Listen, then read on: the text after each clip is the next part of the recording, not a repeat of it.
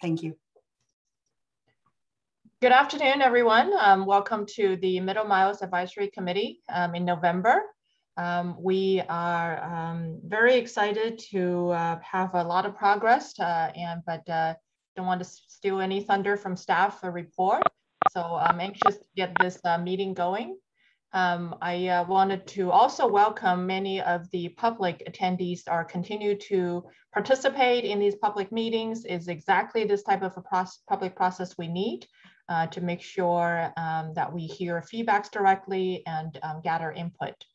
I wanted to hand it off to Jules. If you can go ahead and do a roll call to make sure we have enough member to get this meeting going. Certainly. Ms. Tong? Yeah. Commissioner Guzman-Aceves? Commissioner Guzman-Aceves for President Batcher?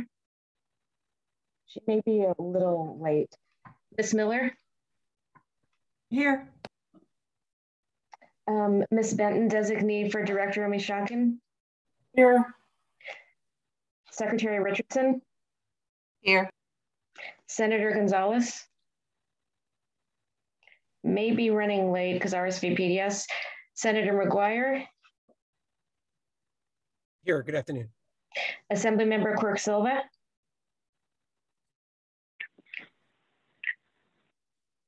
Assemblymember Wood? Here.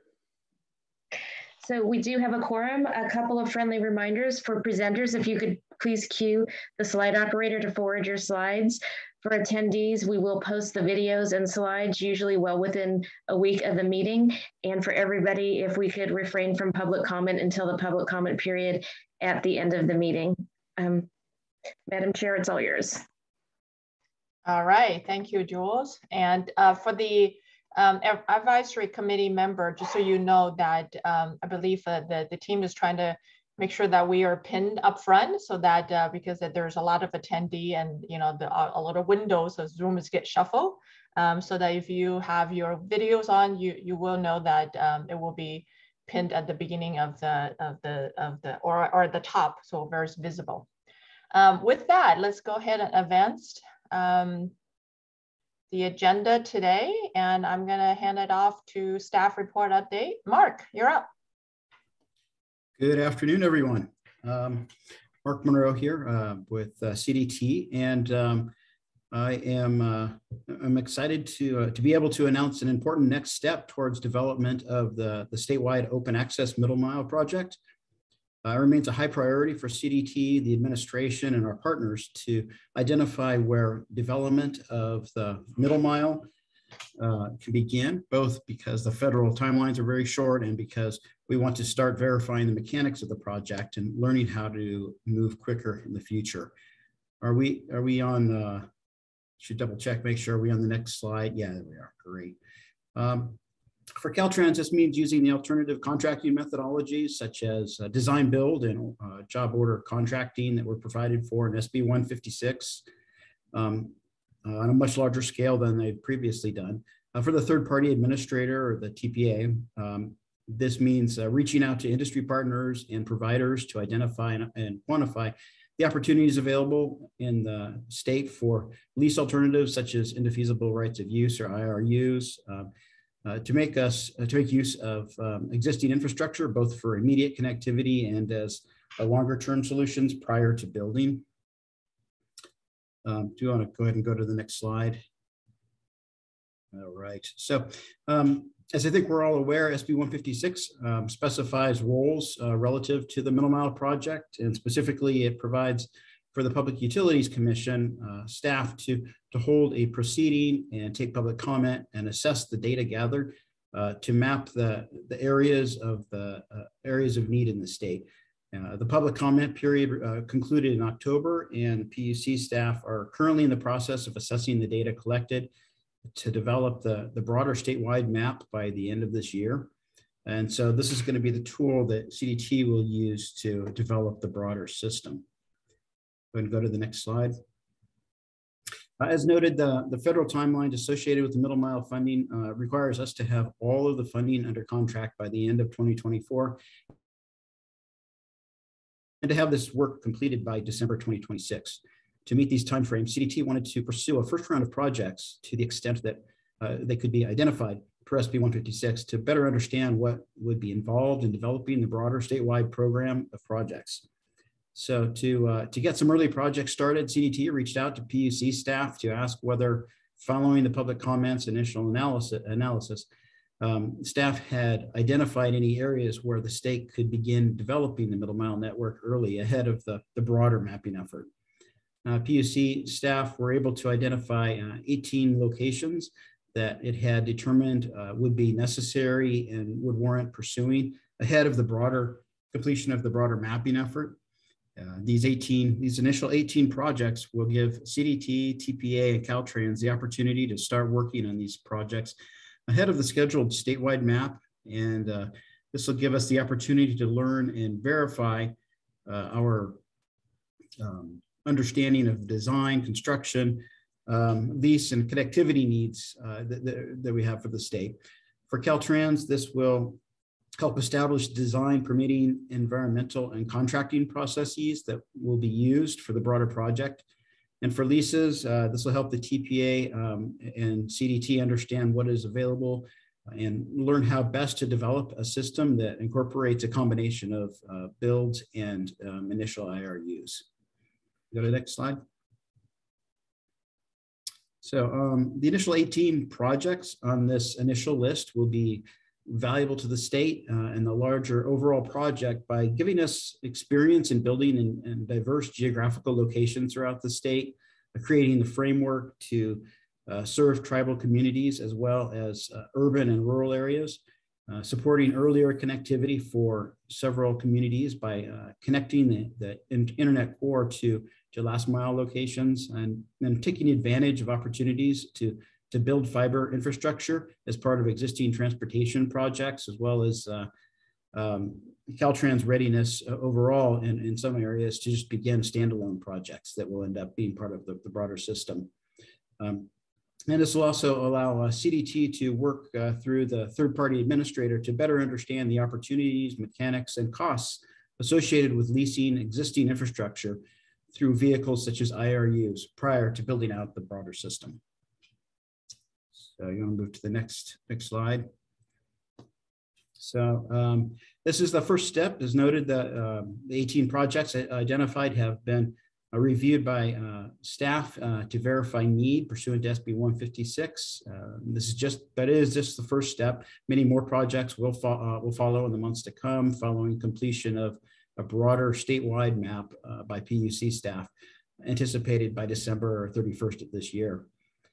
So for those who are looking at the map and immediately try to identify whether a project is included in their respective areas, as we all naturally do, we want to be clear that these 18 initial projects are not meant to exclude anyone or to understate any community's need. They just reflect the areas where enough work had been done by PUC staff to move forward early and give us these learning opportunities. We have more than 8,000 miles of the state-owned open access middle mile network to develop, and we want to get started as soon as possible due to the federal deadlines, but more importantly, because there are many Californian households that now need broadband for work, education, and healthcare like never before. So we're going to go ahead and pull up the map here, and Isaac on our team will go ahead and show the map. And then following that, we'll have a moment for a little time for some questions. Hey, Mark, I just, as Isaac is bringing up the map, I just wanted to call out, acknowledge that committee member, Commissioner Martha Guzman, she has it's joined, as well as Senator Gonzalez. And we also wanted to do a special recognition, although not a committee member, but Assembly Edgar Curry is also part of attendance, so welcome. All right, back to you, Mark. Welcome.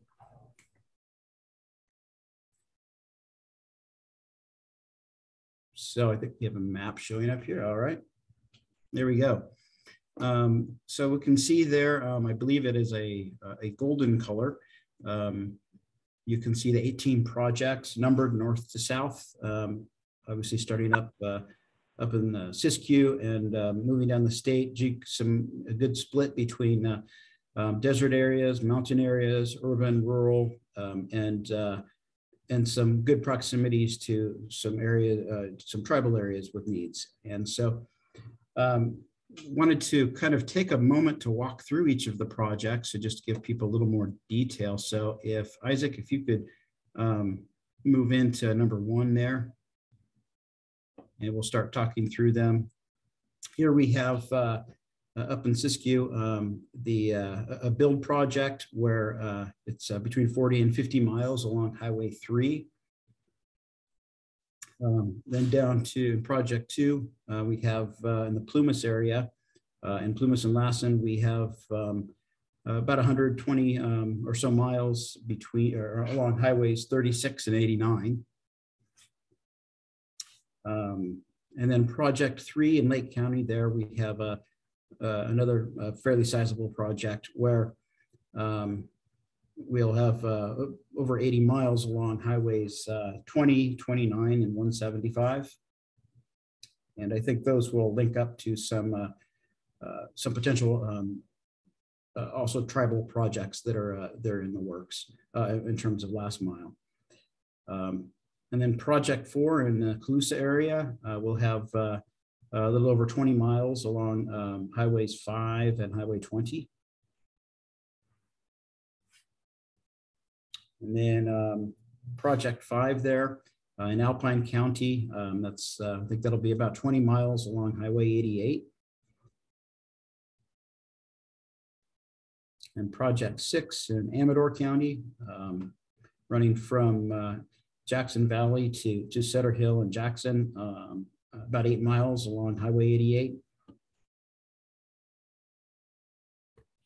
And then we have a 3-mile segment there in Calaveras County along highway 4 between Copperopolis and La Honda Park. Then in project 8 there in Oakland Flats, we're looking at several different sections along International, Highway 185, 580, 880, and 980 that total about 20 miles. And this is where we'll have the third-party administrator be exploring some alternatives here to understand, whether building makes the most sense or what kind of IRU options are available. And they'll be presenting a little later today to talk through kind of their process. And project 9 in the Central Coast there, it's about 80 miles along highways 35, 101, 25, and with looking at some options along 152 and 156 as alternative routes too, based on some public comment. We'll be doing some more analysis there. And this is again where we'll have the third-party administrator do a little assessment there to make sure we're making the best use of existing infrastructure and doing the right mix of build and IRUs. Then we can move to project 10, and that's there in West Fresno. This is another looking at a little over 50 miles along highways 33 and 180, including South Dos Palos, Kerman, Mendota, Firebaugh, Tranquility, and San Joaquin. And then moving down to project 11, it's out in Inyo County. It's a little over 30 miles along Highway 190. And this again would be a Caltrans build. Then out in Kern County, we have a little over 50 miles along Highway 178 from Bakersfield to Lake Isabella and Weldon. Then moving to project 13 in Kern and San Luis Obispo counties. We have about 30 miles along highways 33 and 166. San Luis Obispo, Santa Barbara counties, and then Taft, New Cuyama area. Then moving to project 14, we have in San Bernardino County, about 30 miles along Highway 740 or 247 rather. And project 15 on in southern South Los Angeles area, we have close to 60 miles of mostly Caltrans builds along highways 105, 110, 91, and 710. And then in project 16, we have down in Orange County in the Inland Empire, we've got about a little between 30 and 40 miles between highways 22, 55, and 91. Out in Coachella Valley for project 17, we have between 20 and 30 miles along highway 111. And then for project 18 in San Diego and Riverside counties, we have around 150 miles that we expect along as a Caltrans build along highways 371, 79, 76, 67, and 78. So altogether, we're looking at this initial project phase being including between 800 and 900 miles, and so I think that's the broader map that we have to present. So I don't know if folks want to get a final view of it, and then we can move down to the slide number 8. I'm assuming that we'll want to pull up the map a little later, so keep it handy. All right. Thank you, Mark. Mark, I don't know if this is your final slide. Before we open up the question, I want to make sure before we move to the next speaker, I wanted to give the committee members an opportunity to ask questions. Yeah, so this here, slide 8 should be the last one. Okay. All right. So go ahead, Nicole, and let's go ahead and unshare the screen so we can see everybody. Unless you need to keep this up for any reason, Mark. Nope. Okay, let's go ahead and begin. If any of the committee member wants to ask question, please raise your hand. You can use the symbol or physically raise your hand. Let me see. Start with Secretary Richardson. Thank you very much, Madam Chair. Really appreciate that presentation. Congratulations. Really want to applaud the efforts on getting this initial list of locations ready to go and presented to us today. My question is, what's the process and timeline for the next selection of locations? Sure.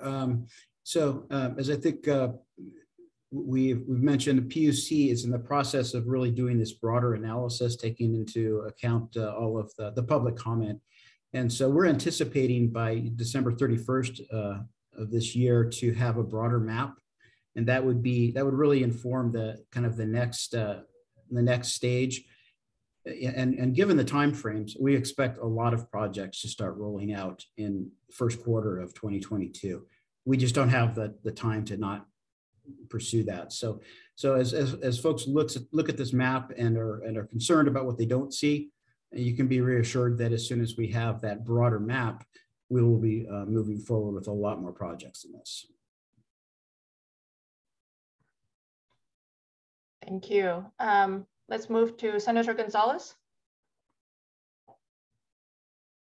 Yes, thank you, Chair Tong, and thank you, Mark, for this great presentation. My question was on a couple of the locations, I believe, more specifically number 8 and 9 with Oakland and Central Coast. You'd mentioned that the third-party administrator was going to provide alternative options. I know that may have been based on some of the public comment during the PUC committee hearings, but I'm wondering if there's any other criteria that would have triggered additional options and what that looks like.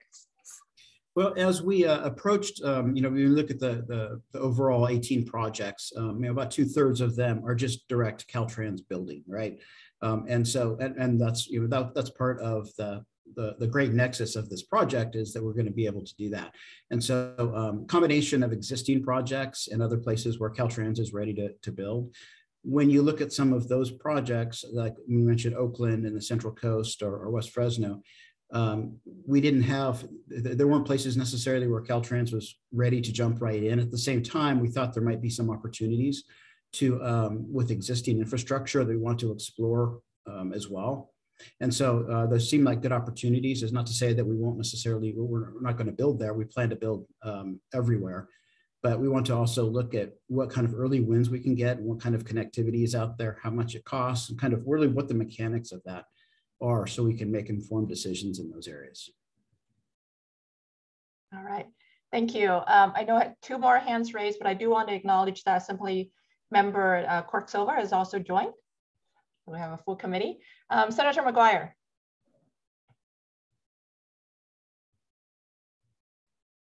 Thank you so much, Madam Chair. Thank you, Mr. Monroe, for the in-depth report. Grateful for the work. Look, I think bottom line on these initial projects would look at this as a critical first step. And there was a commitment. There was a commitment made by the legislature, a commitment made by the governor to move with speed. And these first projects are following through with that promise to be able to get high-speed internet deployed to literally tens of thousands of unserved and underserved Californians. So I want to acknowledge the hard work to be able to get this moved as quickly as possible. Mr. Monroe, I'd like to be able to dig into these projects here a little deeper, and then also talk about next steps and timeline. So one, know that the Public Utilities Commission has their own process when it comes to last mile projects. These 18 projects are all middle mile. Will there be coordination, understanding that the PUC has their own process on decisions related to last mile projects? How do you see coordination with these middle mile projects working with the PUC as we move forward, so that if at all possible, those unserved communities, they don't have the resources to deploy last mile, would be able to get the dollars, and once they're hooked up to the middle mile, can move quickly? Mr. Monroe or Ms. Miller, I don't know if any thoughts on that. Yeah, sure. So I will point out that we have the a member from the Public Utilities Commission that will be speaking a little later, so they can kind of speak a little more probably to their process. Yeah. But similar to the public process that the PUC held for this middle mile segment, they're in the process of doing something similar for their last mile projects. Yep. So I think, you know, certainly these early middle mile projects, you know, can help inform that. But I think really we're waiting in terms of that connectivity, as you noted, that's really it's largely a last mile effort. And we have kind of a separate funding process and package for that. So, but also, I think it's also important to note that, you know, as we build this middle mile, there is an expectation that this is also going to create, you know, a market, really kind of change the market to make it more affordable for providers. So, you know, there's obviously the $2 billion in the package, which is going to go to fund a number of these last mile projects, which is really important. But there will also be other projects, and I know that the PUC can speak more to kind of the market mechanisms here.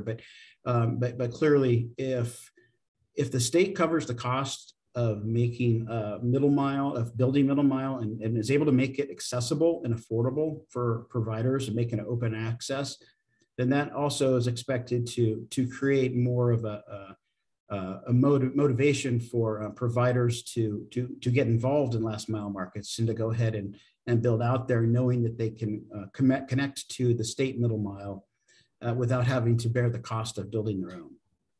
Yeah, no, 100%. I was just going to say, Madam Chair, really quickly, is I agree with you on that. And there's not going to be a one size fits all, especially for some of these more rural communities. And I don't ever want to speak for Assemblymember Wood or Assemblymember Aguirre-Curry or Quirk-Silva and Senator Gonzalez. But I think if we take Lake County, for example, which, by the way, incredibly grateful for, we take a look at how many unserved households they have, how critical this project will be.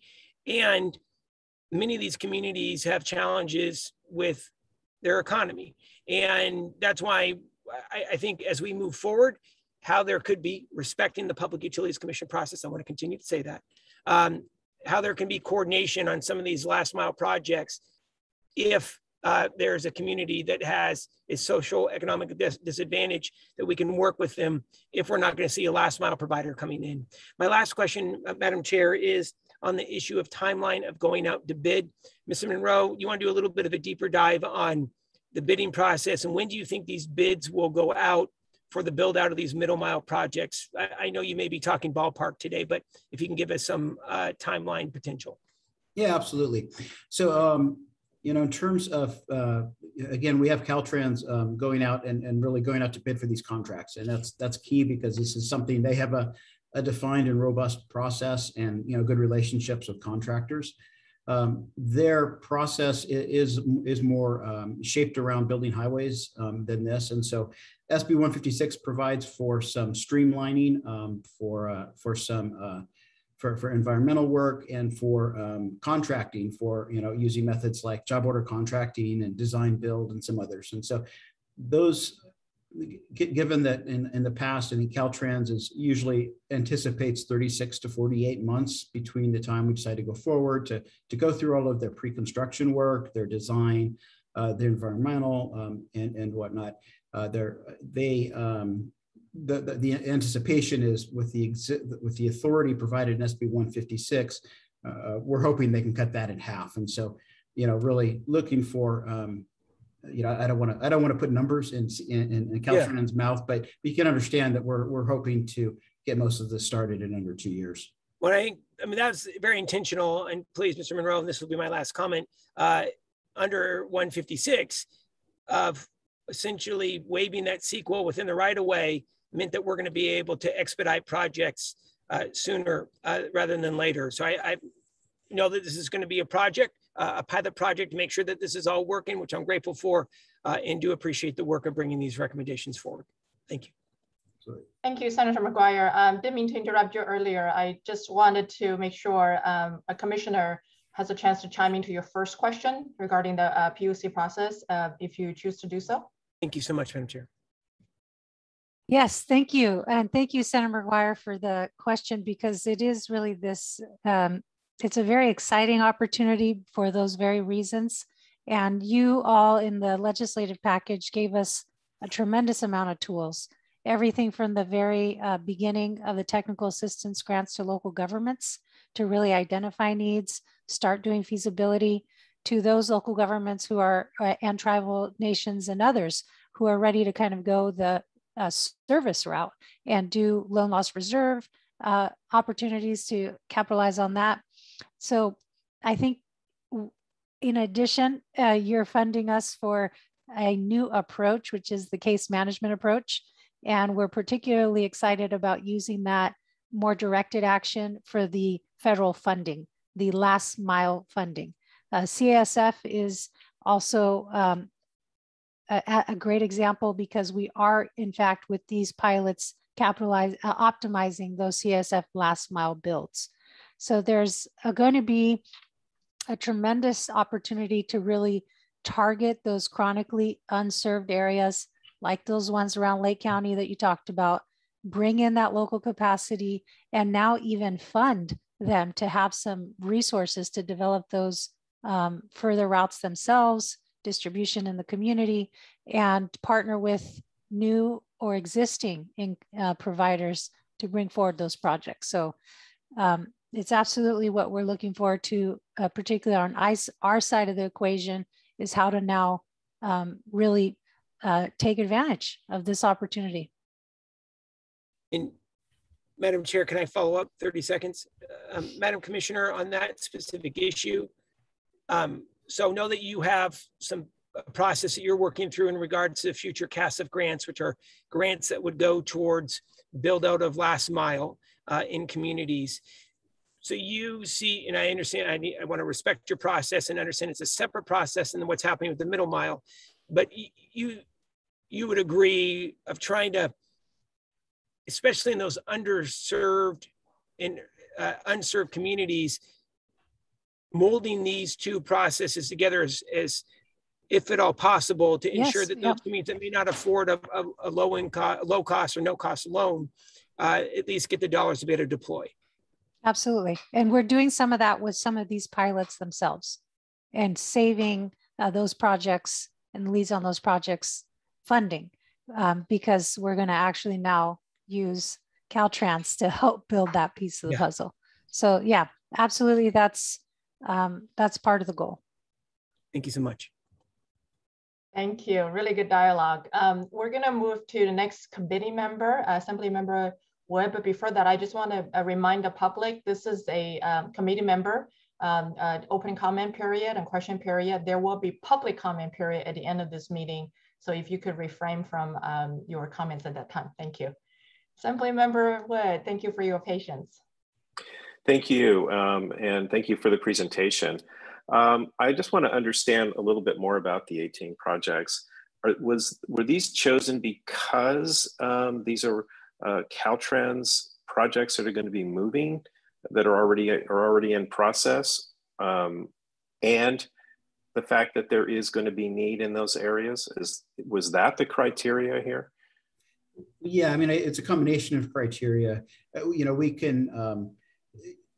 We want to make sure, you know, for SB 156, we don't get ahead of the PUC's process. So I think that's a first key criteria is where did we have enough analysis done and public input to be able to, you know, to make sure that we're not getting ahead of that process. And then we looked at opportunities for some early connectivity. I would say that of the 12 that I think we're certain Caltrans would be building, I'm not certain, maybe 3 or 4 of them at least have some existing projects in them, but they're much longer than that too, right? So we looked at areas where, you know, where you have a project that Caltrans is doing, but they're able to, you know, tack on 10 or 20 miles in either direction that has some utility to it. So I think we looked at that. We looked at some some initial places where there might potentially be connectivity. So kind of a combination of things, you know, identifying what PUC identified as need, you know, as high need areas, and in a way that was that we were certain that was we could move forward with it, and then looking for opportunities to where we could get some quick wins or just efficiencies from building, and where we would need to, where there's a good chance we'll need to explore multiple options, such as in Oakland or elsewhere, to really see what the best solution for addressing that need is. So when I see, I guess my next question would be, how much of this is going to be for a middle mile for unserved versus underserved? When I see large swaths of Los Angeles County, Orange County, the Bay Area, I get concerned, especially, and I'm going to speak for others who might have angst over the maps. When I look at the maps and realize I represent the North Coast, the single lowest served area in the state, according to my understanding from the PUC, and none of these 18 projects touch that. I imagine there's others that feel, you know, that feel as the same.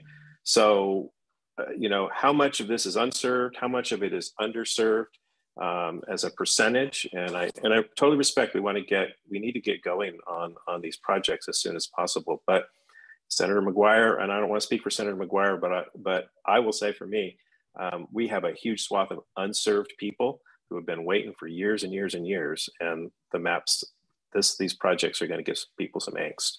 You're right. 100%. Right, and then we understand that you know, that's a risk we have. We take on when we come out with initial projects like this, and I think we understand that there is a great need along that whole North Coast swath, and that's something that we're going to have. We'll be addressing in the months to come. But in terms of the split between unserved versus underserved, I don't know that we have enough information to really, you know, make that distinction at this point. We really were just looking at the general need of, you know, of some combination of those two. I think as PUC moves forward with their processes, we will get more information on that split. But we, you know, understand there's certainly some areas of the state that have a really great need, and there's no intent here to artificially delay anything. We just can't get ahead of that PUC process in terms of making sure that we've let them do the analysis they need to do. And so as you know, whether it's the communities in your district or around the state, where we can look at it and say, why am I not there? Understand this is something that we'll be addressing in the months to come when we have a more finalized map coming out from PUC staff towards the end of the year. That's really going to be able to help us identify where those areas are. And what I can tell everybody is that in the first quarter of 2022, you'll see a lot more projects than this coming out, and we would anticipate those would really prioritize the unserved. Final point here, Madam Chair, and that is that I guess what I think the reason I ask about unserved versus underserved, these are projects that are going to go out, they're going to get going. I just want to be sure that there's been adequate time to look at lease options in those areas that are unserved. Maybe there are existing opportunities there. So I just want to be sure that we're not overbuilding and not, so that we're not focusing on some of these unserved areas. So can you say that this is being looked at, that some maybe lease options from current infrastructure that's available, or are we just building because there's an opportunity? Well, certainly one of the advantages of, as you mentioned, lease options such as IRUs is that the infrastructure is already there or is in the process of being built already. But to the extent it's already there, then that has the promise of being able to, provide connectivity much sooner. So, I think there is, that is part of this process. It's part of why we want to move forward with these projects here, and especially those such as Oakland or West Fresno or the Central Coast, is that we want to get a better understanding of the mechanics of that, because we want to make sure we maximize those opportunities. That has the benefit, obviously, as I mentioned, of being faster and providing some quicker service there, and also to acknowledge that when we look at the overall funding for the project, that we're going to need to do some IRUs. And so that's why it makes so much sense for us to move forward with these projects at this time, to really inform that process going forward as the numbers of projects and areas really grows. Thank you. Thank you, Mark. I want to make sure that there are other team members such as the TPA or Scott from the digital literacy, the broader Broadband for All. Feel free to chime in if you guys have additional information you'd like to offer. I do see 2 more hands from the committee member, and as well as the earlier question about unserved and underserved. I believe that even though it was not the primary criteria, but it was definitely considered. So it wasn't an area that not used as evaluation, but that is part of the CPUC analysis that's yet to come. Am I understanding that correctly, Mark? Yes. Okay. All right. Before I go to the 2 additional hand raised from the committee member, anything, Tony, Scott, you guys like to add, especially on the lease options? Thanks, Director Tong.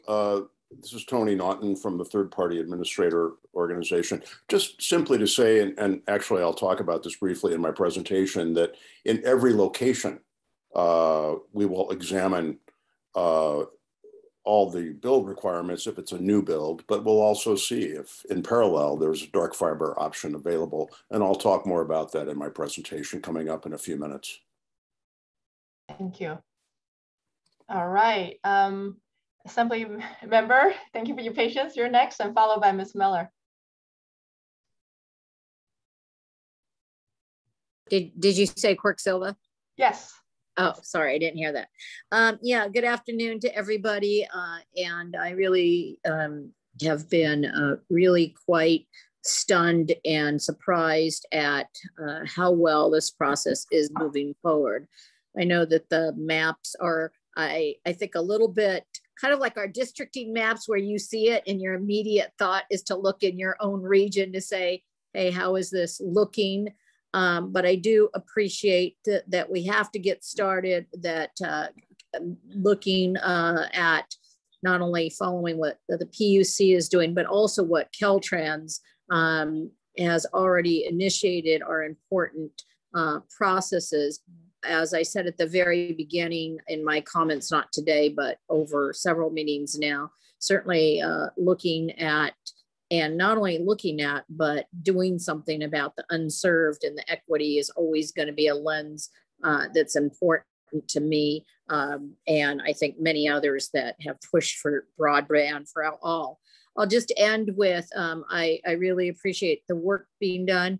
One of the things that came up last week at the California Economic Summit, and I was there with my colleague, Assemblymember Cecilia Aguiar-Curry, and we were actually on a mapping, literally paper pen type of, not remote, paper pen firsthand, talking about broadband and what are some of the barriers, what are some of the important aspects. And there were several things noted, but one is that when we talk about broadband, I think in the future, one of the things that we really have to start to frame is that this is now an essential service, meaning that, 10 years ago, a decade ago, maybe even more, 15 years ago, when people started to be connected, that was a choice. Most people kind of evolved into it.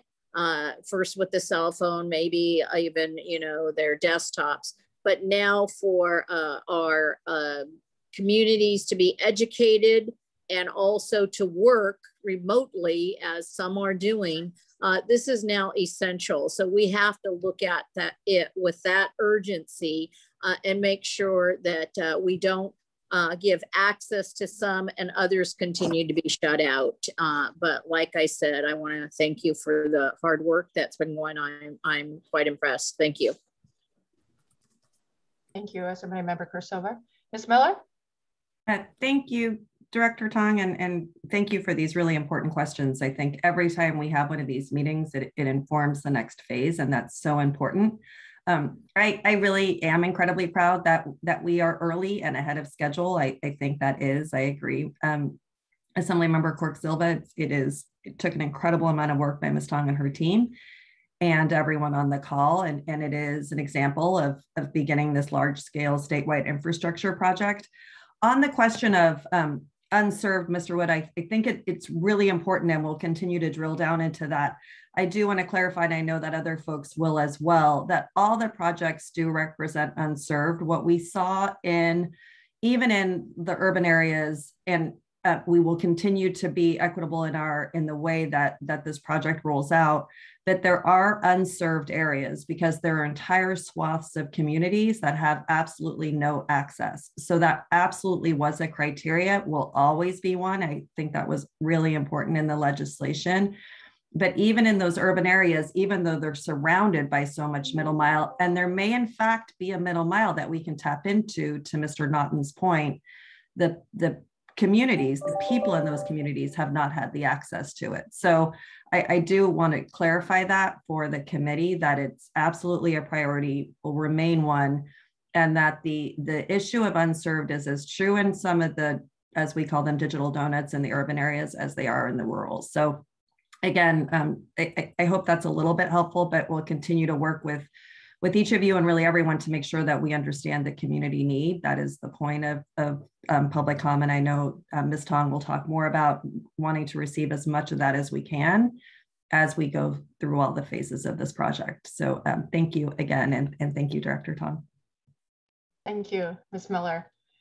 Any other questions or comment by the committee member before I share my 2 cents worth, and then we can move to the next speakers.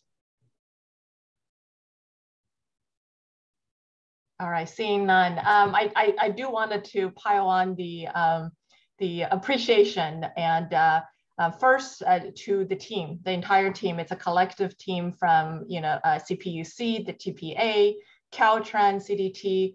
As Ms. Miller, mentioned that as a firsthand, watching how this whole process developed, being very diligent and finding that right balance.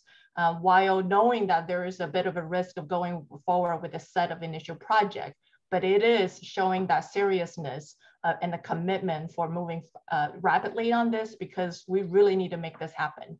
And really, as Mark has presented, the intention is to learn from this initial sets to better inform how do we go forward with additional phases to come. The other thing is important to acknowledge the fact that I don't want to use the word rest of the location because it's actually the bulk of the location, the complete map.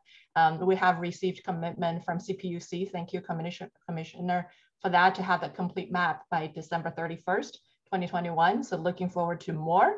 After that, my understanding is there will be additional analysis, and that's why as these locations, it's just going to be on the continuous rollout process for more work to come. Last point I want to make on this is that making sure equity, it's a constant, goes without saying type of a criteria, especially when it comes to unserved and underserved. Comments from Assemblymember Wood and other committee members are very, very welcome. And this is exactly the purpose of having this advisory committee. It's for you to provide this level of advice and guidance to staff as they continue to take these feedback as well as the public feedback to continue to refine the subsequent steps.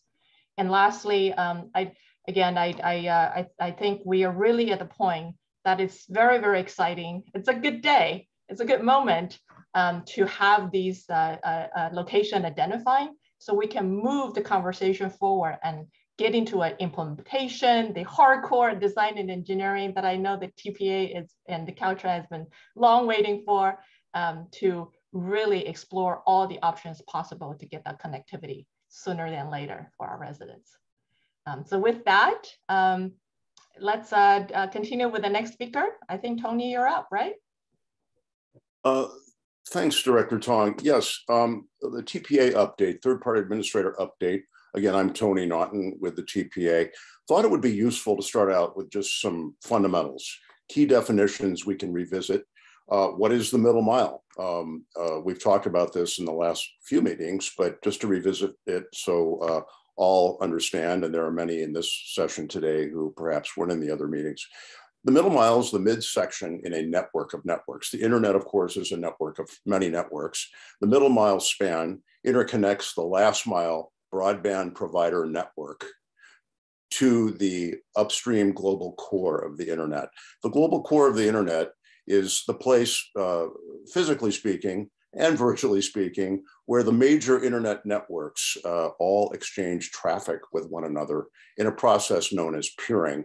But the main point here is that the interconnect between that global core of the internet and the last mile broadband network and the residential and business users is the middle mile span. Quite generally speaking, middle mile development in this context really takes on two forms. Development of middle mile infrastructure by means of construction and newly built optical fiber routes, as well as leasing capacity from existing networks, such as dark fiber capacity. And we'll talk a little bit more about that in a moment. If we can go to the next slide, please. So this is a depiction of a network of many networks, if you will. You can see on the left-hand side, the last mile, which services homes and businesses. On the far right are large networks and destinations on the global internet. And in between, you have servicing the last mile, the middle mile network. And then of course, the middle mile network connects through an exchange point to the global core of the internet. This is of course a conceptual overview showing the interrelationship between these networks. It's for general explanatory purposes, but it's important to note also in regard to the middle mile, it also includes regional exchange points, which will be developed and built out as part of this effort, optical switching equipment that provides interactive network transmission, and as well other equipment involved, such as inline amplifiers that are used to amplify and regenerate optical light wave signals over long distances. But many of you may be familiar with this type of schema, but I just thought it would be useful to make sure everybody's on the same page in terms of what we're talking about and differentiating between the last mile, the middle mile, and the global core of the internet. If we can go to the next slide, please. So the TPA is already deeply involved with CDT, CPUC, Caltrans, and other agency partners with regard to both new construction of fiber as well as the prospect of leasing in other locations. For newly built fiber, and this is an overview, obviously, we're confirming routes, which includes an analysis of interconnectivity to last mile, as well as to the upstream core of the internet. We're providing our agency partners, starting with CDT, with feasibility analysis, including any options for dark fiber that may exist.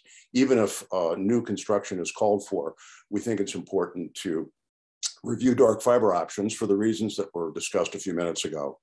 The design process all the way through the final design for construction, we are responsible for, as well as oversight of the construction activity while it's taking place alongside our partner Caltrans for this purpose. And of course, acceptance testing and ultimately activation of an optical fiber span as part of the middle mile in a newly built context. If we can go to the next slide, please. So with regard to, with regard to network development projects, this is the term we're using to refer to middle mile capacity using leased infrastructure, such as dark fiber IRUs. What is a dark fiber IRU? It's the leasing of an inactive optical pair that's already in place, already built, typically by a carrier or some other type of service provider, on a given route that we would like to use in the middle mile infrastructure. The concept, which is a very longstanding concept in the telecommunications industry, is based on the idea of an indefeasible right of use. And that's an IRU agreement that typically lasts for 20 years. The IRU essentially means that the lessee has an unrestricted use of the fiber, as if the lessee owns the fiber for the term of the IRU. The lessee, in this case, the TPA on behalf of the California Department of Technology, will activate and operate dark fiber subject to the terms of an IRU agreement. And in these telecom projects, we are responsible for the design and final design toward activation, oversight of the activation engineering work, which means termination of fiber into optical equipment and that type of thing, the acceptance testing, and then activation into production status of a middle mile span using dark fiber IRUs. So that's a high level overview of our activity. And we look forward to working with our interagency partners over and over and over again during the term of this large program, the largest of its kind in the history of the US internet, in order to bring critical broadband services, which are as fundamental as water and power, quite frankly, to all the people of California, many of whom have been unserved or underserved up to this point. And I think if there are any questions regarding my presentation, I believe those are going to be held until the end of all the presentations. That's it, Director Tong. Thank you, Mr. Knowlton, for this. I just want to also acknowledge you for your strong leadership and partnership throughout this. Really, really appreciate it. I'd like to do a very quick time check before we have two more presenters from representing CPUC and Caltrans. I want to make sure that there's ample time for the public comment to take place. And then as those of you who are participating and would like to public comment, please make sure that you use your hand raise signal in about 5 to 10 minutes, and Jewel will give you that so that she can go ahead and call a public speaker. And also, Senator McGuire, I know you have to depart a little bit earlier today, so feel free to jump in at any time during the presentation if you need to make a last comment before you depart. I just want to make sure that you have that opportunity before you exit. With that said, let's go ahead and move forward with the last two presenters, and CPUC up next. The Director Osborne. I'm Robert Osborne, Director. Sorry to interrupt. I'm Robert Osborne, Director of the Communications Division at the PUC, and I'm going to provide a brief update on the PUC activities. So yesterday, President Maribel Batcher President Batcher wrote a letter with staff concurrence on the initial project locations to the California Department of Technology, the government, GovOps, Government Operations Agency, Caltrans, and the California State Transportation Agency. A link to that letter is on the CPUC deployment website, which I've got number of links listed here that I'll go through, as well as the middle mile locations and a map showing the middle mile comments that were made that we processed and geoprocessed and put into a map format so people can see what sections of the middle mile were addressed in the public comment period. So the transmittal letter that I mentioned earlier outlines 3 groups of categories of initial projects for the statewide open access middle mile network. And I'll go through those. So group 1 focused on service to unserved areas that can be built expeditiously and are tied to projects that the CPUC or the federal government has or is considering funding for last mile service. Group 2 projects focused on service to unserved areas that can be built expeditiously, which is in coordination with Caltrans. And this should get to Assemblymember Wood's question. And then group 3 focused on service to unserved areas that have a great need or are opportunity areas which are demonstrated by public comment. So the transmittal letter that I mentioned has a table at the back that lists all the 18 projects. And in some cases, or in actually many cases, the projects fall into multiple categories, groups 1 through 3. So these initial projects represent a first step for the SB 156 staff report on middle mile locations from the PUC. And these initial locations will be among the locations in the final staff report. We look forward to providing an updated middle mile locations map on or before the end of the year. And we'll be updating that with further analysis. So just to run through the links that we have here on the slide, the first link is to the PUC implementation page for the PUC work on the open access middle mile locations. And that includes public comments, last mile resources, and the relevant proceedings. The second link is to the CPUC's initial map of proposed locations on which comment was based, and that shows the unserved communities throughout the state. The third link is to the broadband deployment proceeding for which Commissioner Guzman-Aceves is the assigned commissioner. And the fourth link is, I mentioned earlier, a link to a page that has the middle mile locations and informal comments in one place, as well as a map version of that. So you can see where those comments are matched along different highway segments. So I encourage everyone to see where the comments were submitted for their areas or areas that they're interested in.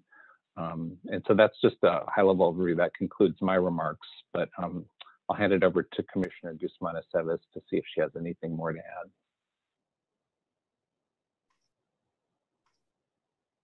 All right, Commissioner, anything you'd like to add to the CPUC update before I move to the final presenter? No, thank you, Amy. All right, thank you. All right, let's quickly move to Ms. Dorr from Caltrans. There you go. I believe this is our last slide. Great, thank you. Good afternoon.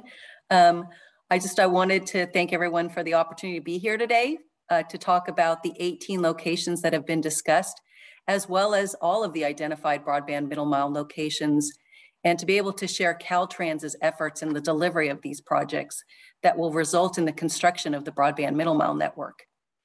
Caltrans continues to work closely with CDT and PUC for the direction on the build locations. With CDT's authorization to proceed, Caltrans will identify an efficient and effective delivery method.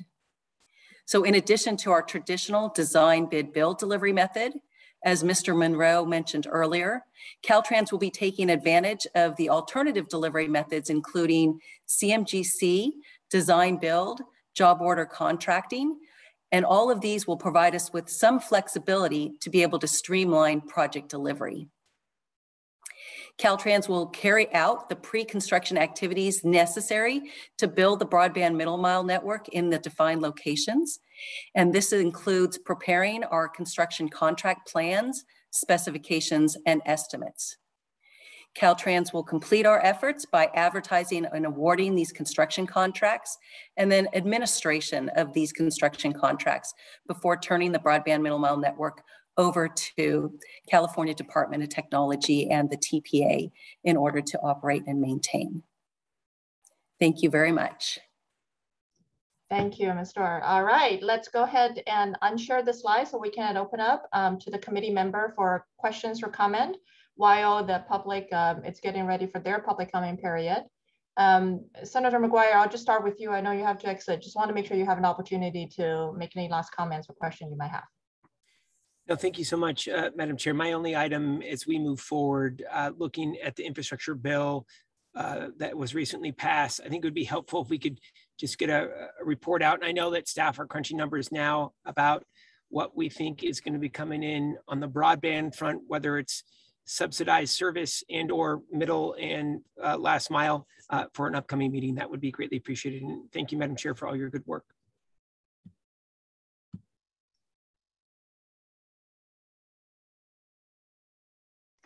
Sorry, I didn't unmute myself. Thank you for that. Any other committee members have any questions or comment for staff?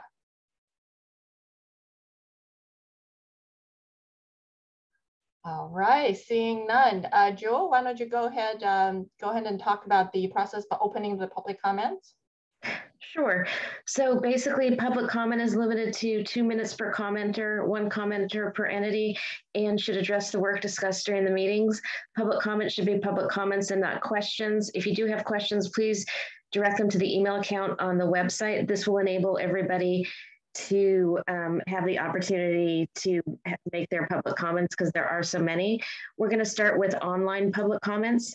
So we did receive earlier this month a letter of support from Assemblymember Stone supporting a route for the middle mile.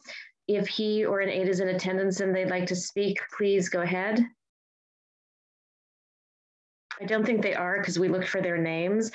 So we have one other public comment and it's in the form of the question. If Mr. McLaughlin would like to rephrase the most public comments, please go ahead. Sure. Aloha. Thank you for this opportunity to pose some questions. I put a couple in the email that maybe are a little more developed. I'll just mention one of them is a question about how you might consider engaging local governments and what used to be local cable franchise authority that had a social contract to compensate local communities for use of public rights of way by setting aside channels on cable TV systems and by funding community media centers and facilities and operations that help to inform communities. And I know it's a little bit of a stretch for your immediate focus, but I think the cable industry piece of this is kind of missing. And as we saw in SB 28 and the governor's message approving it, I think there's more work to do in reforming DIVCA. So I just wanted to make note of that. And then I had a couple of very quick comments. One is looking at the OMB's recent information they shared as far as allocation of federal funding to different counties. We find the OMB's analysis much preferable to the RCRC analysis and would hope that to the extent that this group has any influence on that, that you would lean towards the OMB allocation to actually address rural needs in that allocation of federal funds. I'm reminded that the Public Utilities Commission now has a slate of universal service funds, the high cost funds. And I wonder if you looked at the history of all the public funds that have gone to remote rural telco operators under the old regime, how that map would compare to these new investments that are being made. And I wonder if the same people are still at the trough, essentially tapping those funds as have in the past. I think of small rural telcos in particular there. And so I just point that out as potentially a PUC interest. I hope that Caltrans is following Dig Once policies now, and therefore anything that Caltrans is doing would include fiber, regardless of whether it's a project under this funding or not. So I don't know the status of Dig Once, but I hope that this group would support Dig Once policy. And my last question is not intended to be snarky, but did Scenic change its name, or is there a separate entity operating as a TPA? It's a little misleading if it's still Scenic to just sort of operate under a different name, potentially, in terms of accountability. So thank you for this opportunity. Much appreciated, all your strong work. Aloha. Thank you. Is there anybody on the phone that'd like to make public comment? Hearing none, we'll move on to raising your hand on Zoom. We currently don't have any hands raised. Is there somebody that needs to physically raise their hand? Oh, I see one hand raised. And Jorge Pacheco. Hi, everybody. I'm Jorge Pacheco Jr. I'm the Digital Equity Specialist with Community Health Partnership in Santa Clara County, and I just want to say a couple of things. The first is how thankful I am that the PUC really reads our comments that we submit, not just myself, but others in our county as parties to the broadband deployment proceeding, and really took those into account when choosing these initial projects for middle mile infrastructure.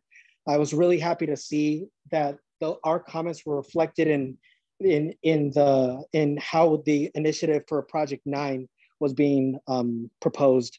So I really just wanted to take this time to thank the PUC for your responsiveness and for your engagement with us, as well as give a special shout out to Commissioner Guzman Aceves for also reaching out to us and to making sure that our communities in Gilroy, our migrant communities in Gilroy, are being taken care of. And we really, like, to me, that's what represents excellent and responsive government at the state level. And I really just, it's really nice to see all of this come together and be prioritized. And I'm excited to see what further projects will come so that we can close this digital divide once and for all across all of our unserved and underserved areas. So thank you to everybody for all of your hard work. Thank you. Melissa Slauson. Yes, hi everyone. Thank you so much. Just briefly, so let me first echo what Jorge just said. I agree very much. I would encourage the commission and the committee to continue to look at all the comments in this proceeding and the ongoing proceeding that the CPUC has, and in particular take account of all the viewpoints, including those of competitive providers. Geolinks is a competitive provider in that we provide fixed wireless access. So we would encourage you to take into account all technologies as the rules for the middle mile are going forward. And then secondly, I would just urge the committee and the CPUC to take into account ongoing work that various communities are doing to improve connectivity within their areas to avoid duplicative funding.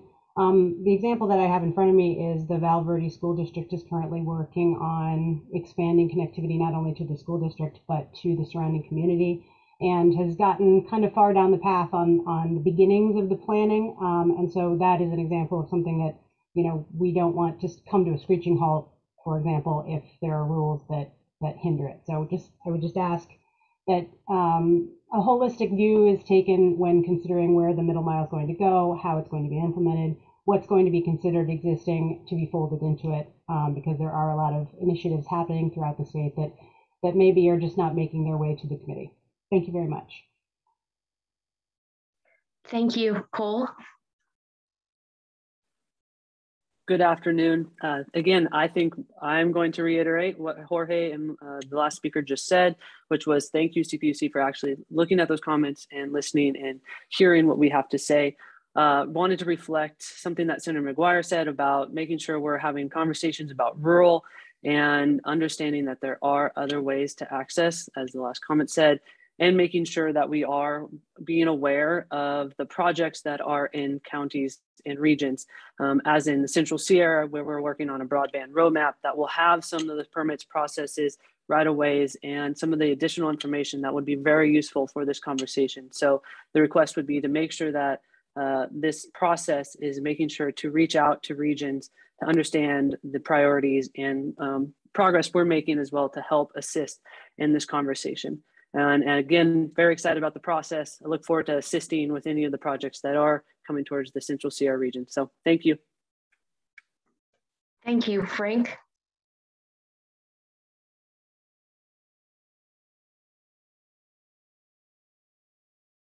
I think you're still muted. You need to unmute yourself. Thank you, everyone. This is a very historic effort, as Tony said. I'm happy to be a small part of it. I just have a couple of comments. One has to do with the discussion about underserved and not served. And while I appreciate everybody acknowledging the intent of the legislation, both at the California and at the federal level, I think it's important as we roll this project out, there are numbers out there that we can identify and share with people in terms of the underserved and no service. And I think it's important to have that available as you roll this out. The other item with respect to Tony's presentation, I agree that there are multiple ways to solve this problem. My concern is, I wonder if Tony and his crew are developing standards of operation or international standards of operation so that we don't squelch an effort that could be, that is far down the road in terms of implementing broadband in their communities, but they're meeting technical standards that make it seamless throughout the state. Those are my comments, and thank you for everybody's hard work. There aren't any other hands up, so Chair Tong.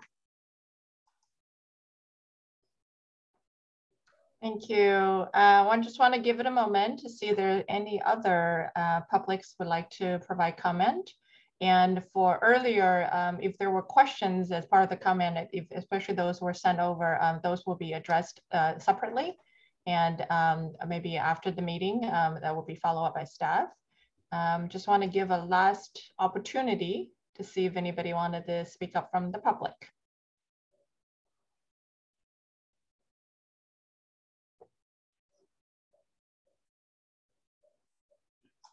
All right. I guess quiet group today, which is totally fine. We get to wrap the meeting early. I'm gonna go ahead and close the public comment and turn it back to the committee members to see if there's any, trying to see if are there any more public comments? If you are, please raise your hand before I close it. I believe my hand is raised. Could I chime in? Oh, I'm sorry. I knew something was, yeah, there you go. Go for it. Yeah, so my name is Patrick Messick, and I'm with the Oakland Undivided Coalition, a collective impact model seeking to close the digital divide here in Oakland, where we have 94,000 residents currently without connection or device. I want to uplift some of the previous comments I've heard. You know, oftentimes we hear about these democratic processes where we can offer comments only to kind of go into the void. And the engagement from the CPUC, the California Department of Technology, and just this broader coalition has been really heartening for OU alongside Oakland NAACP as we seek to ensure that this historic investment in our broadband future kind of counteracts the long history of infrastructure investments being used to divide and to have somewhat disastrous effects on BIPOC communities. So I just want to, you know, uplift the importance of this process and thank you for your responsiveness and willingness to hear the voices of folks all too often overlooked in this process, and really look forward to continuing to work alongside the California Department of Technology and the CPUC to ensure that all of our residents have access to this 21st century necessity. So thanks again.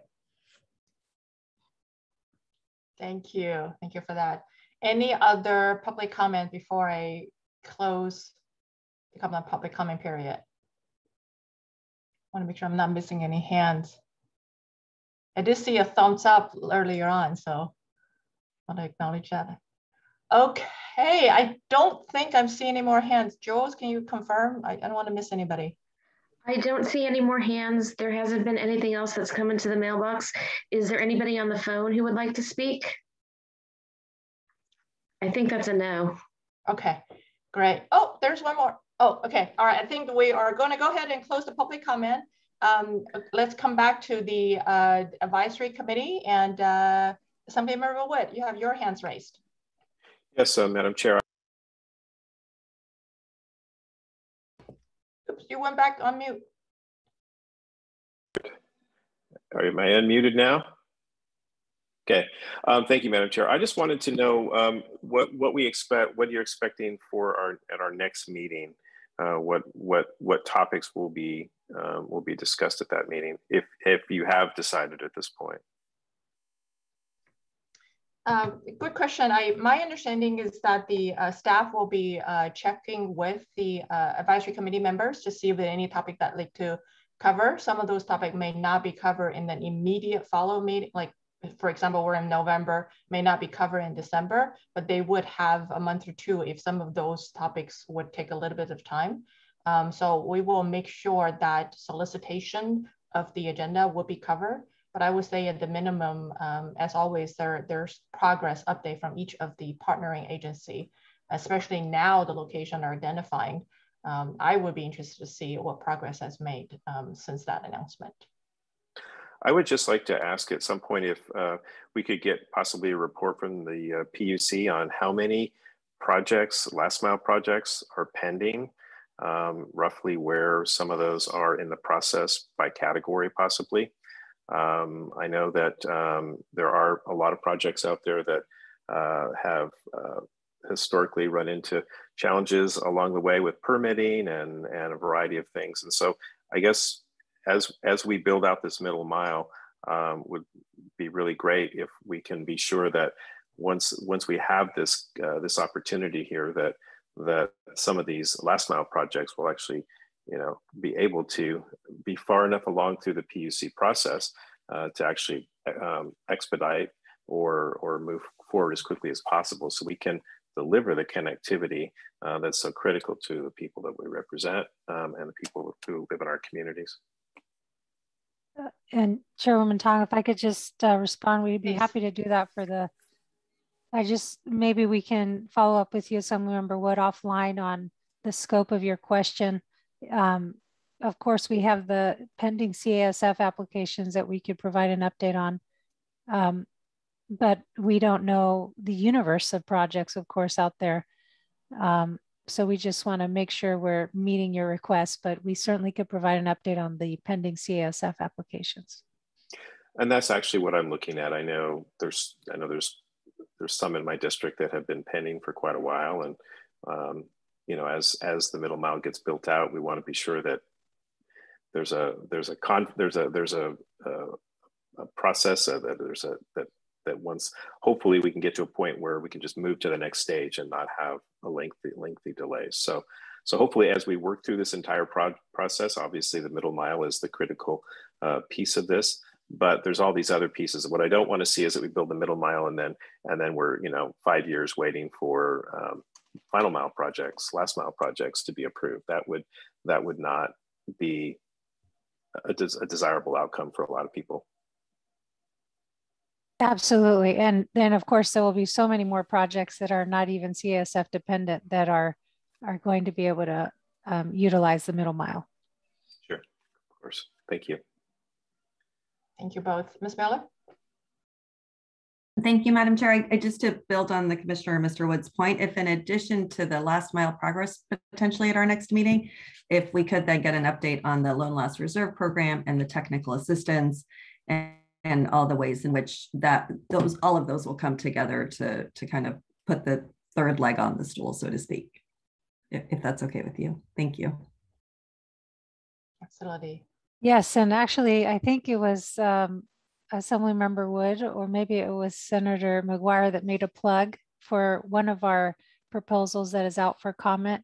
And so I want to take advantage and ask again that folks take the time to comment on the last mile federal funding formula allocation that is out for comment and is a major decision point for how the funding for the last mile will be allocated. All right. Any other comments from the committee member? All right, so I'll take that cue as we are ready to wrap. I do want to just take another moment to really acknowledge the team. And earlier, throughout the presentation, you heard a lot about CPUC, the TPA, the Caltrans. But I also want to do a special shout out to Department of Finance, especially Ms. Miller under her leadership, have provided outstanding support and guidance, especially, you know, we're talking about a lot of money here.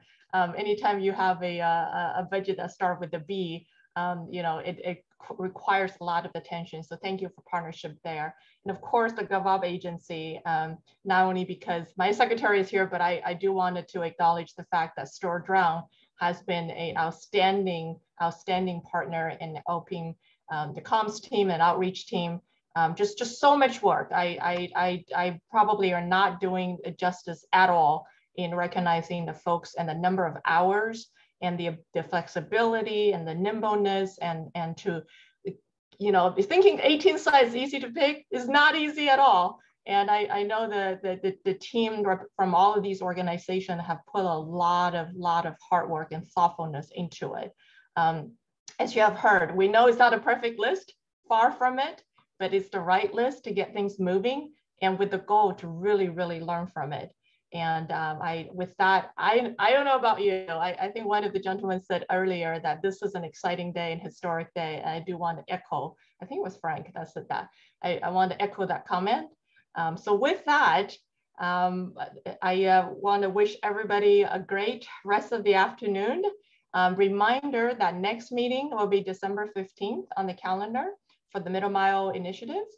And many of the conversations have also starting to evolve to last mile, as well as, you know, I'll call it the alphabet of A through Z. Middle mile is only a portion of it, last mile, as well as the digital literacy side of it, digital inclusion to close that digital divide. And that's where is the California Broadband Council led by Scott Adams with the 12 members is going to be increasing the Broadband Council public meeting to 4 times a year instead of 3 times a year to provide additional opportunities for the members of the public to provide feedback and input.